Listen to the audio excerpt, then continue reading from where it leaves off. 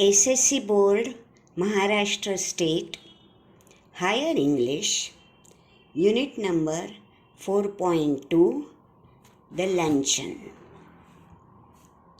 by William Somerset Maugham. The Luncheon is a short and humorous story which describes how an upcoming writer is cheated by his so-called fan or admirer. A lady, by presenting herself as the fan of the writer, manages to get an invitation from the writer for a luncheon at a very expensive restaurant which is actually unaffordable for the writer. The lady goes on reassuring the writer by her remarks like, "I never eat anything for luncheon, and I never eat more than one thing, and I am not in the least hungry." But look at the irony of the situation. After uttering the above sentences, she does enjoy eating all expensive dishes like salmon, caviar, asparagus, ice cream and coffee, making the bill really fat. After this incident, several years pass, and when the author meets her once again, he finds that the lady responsible for making the bill fat for him has herself put on a lot of weight. And so he is naturally delighted because now he thinks that justice has been done.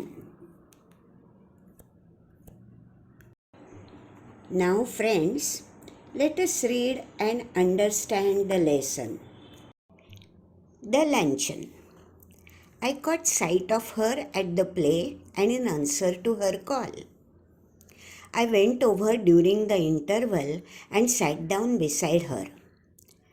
It was long since I had last seen her, and if someone had not mentioned her name, I hardly think I would have recognized her. She addressed me brightly. "Well, it is many years since we first met. How time does fly. We are none of us getting any younger. Do you remember the first time I saw you? You asked me to luncheon." Did I remember? It was 20 years ago, and I was living in Paris.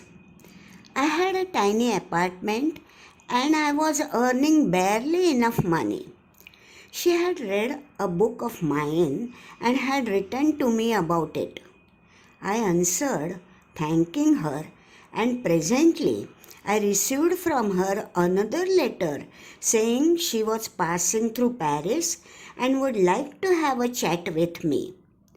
But her time was limited, and the only free moment she had was on the following Thursday.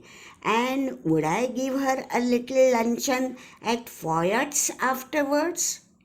Foyot's is a restaurant, and it was so far beyond my means that I had never even thought of going there.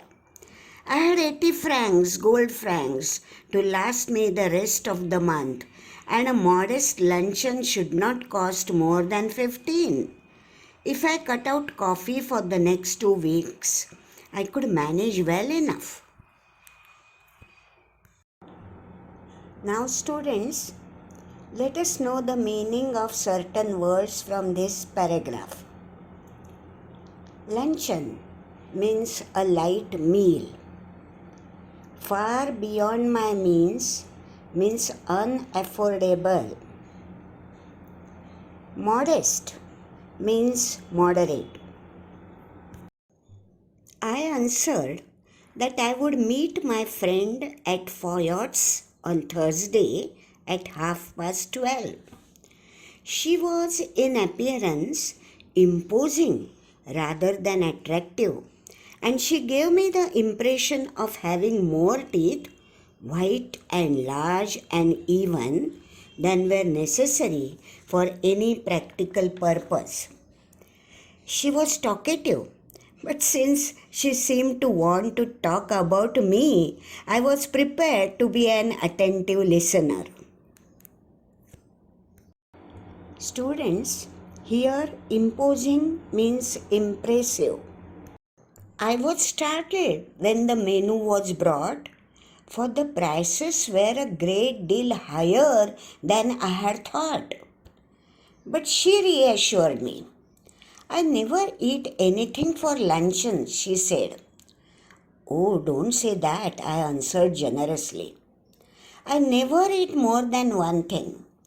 I think people eat far too much nowadays.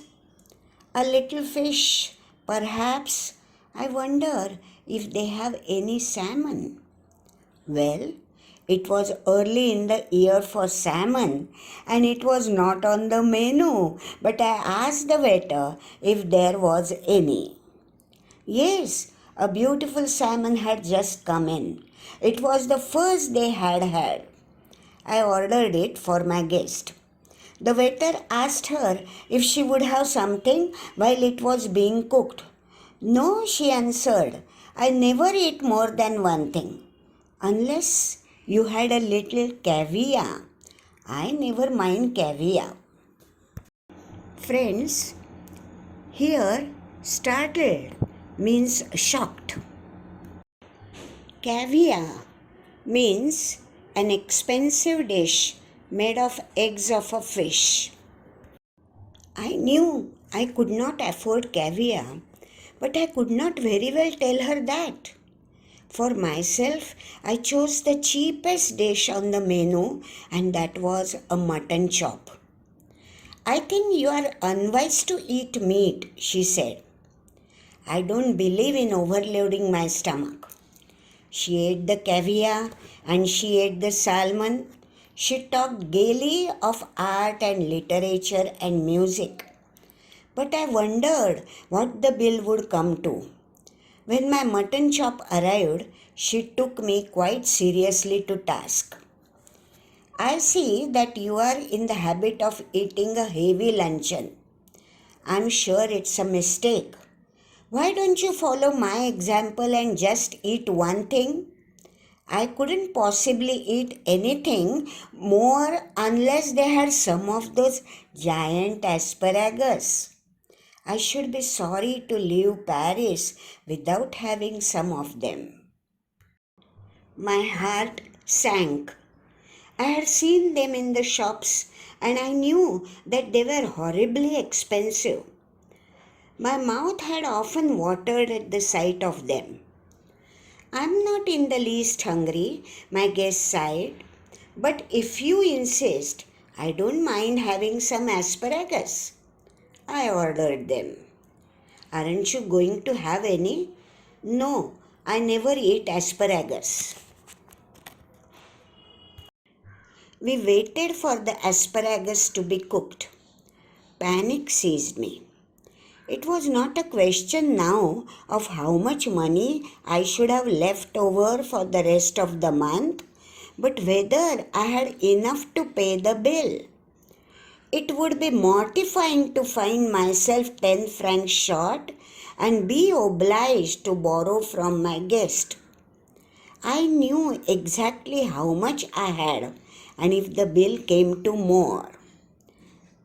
I made up my mind that I would put my hand in my pocket and with a dramatic cry start up and say it had been picked. Of course, it would be awkward if she had not money enough either to pay the bill. Then the only thing would be to leave my watch and say I would come back and pay later. Here, students, panic means sudden extreme fright. Mortifying means feeling ashamed and embarrassed. Pocket picked means stealing from pocket. The asparagus appeared. I watched her thrust them down her throat in large mouthfuls. At last she finished. Coffee? I said. Yes, just an ice cream and coffee, she answered. I was past caring now, so I ordered coffee for myself and an ice cream and coffee for her. You know, there is one thing I thoroughly believe in, she said, as she ate the ice cream. One should always get up from a meal feeling one could eat a little more. Are you still hungry? I asked faintly. Oh no, I'm not hungry. You see, I don't eat luncheon. I have a cup of coffee in the morning and then dinner, but I never eat more than one thing for luncheon. I was speaking for you. Oh, I see. Then a terrible thing happened. While we were waiting for the coffee, the head waiter came up to us bearing a large basket full of huge peaches. But surely peaches were not in season then. Lord knew what they cost. I knew a little later, for my guest going on with her conversation absent-mindedly took one. You say you have filled your stomach with a lot of meat, my one miserable little chop, and you can't eat any more. But I have just had a snack and I shall enjoy a peach. The bill came, and when I paid it, I found that I had only enough for a quite inadequate tip. Her eyes rested for an instant on the 3 francs I left for the waiter, and I knew that she thought me mean. But when I walked out of the restaurant, I had the whole month before me and not a penny in my pocket. Follow my example, she said as we shook hands, and never eat more than one thing for luncheon. I shall do better than that, I retorted. I shall eat nothing for dinner tonight. Humorist, she cried gaily, jumping into a cab. You are quite a humorist. But I have had my revenge at last. I do not believe that I am a vindictive man, but when the gods take a hand in the matter, it is understandable to observe the result with satisfaction. Today, she weighs 21 stone. Let us see the meaning of certain words. Inadequate means not sufficient, not enough. Retorted means replied quickly with anger. Vindictive means revengeful. Stone, a unit of weight equal to 14 pounds.